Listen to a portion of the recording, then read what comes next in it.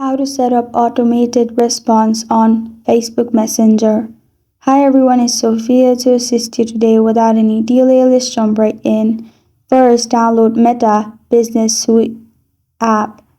After you have installed, simply click on Other Login option or simply click on Sign up for Facebook and log into your Facebook account. After you've logged in, you'll find this kind of screen pop up. Click on three lines located on bottom right corner of your screen. Then click on Settings. After that, you'll simply find Automation. Simply click on Instant Reply and there's Try It. Select Messenger, make sure there's tick mark in Messenger box and then press on Save or simply edit the message and then press on Save.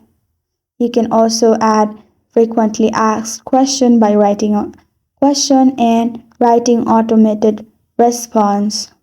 You can also add attachment, which is optional. If you're done, click on Save, which is located on top right corner of your screen. And this is how to set up automated responses on Facebook Messenger.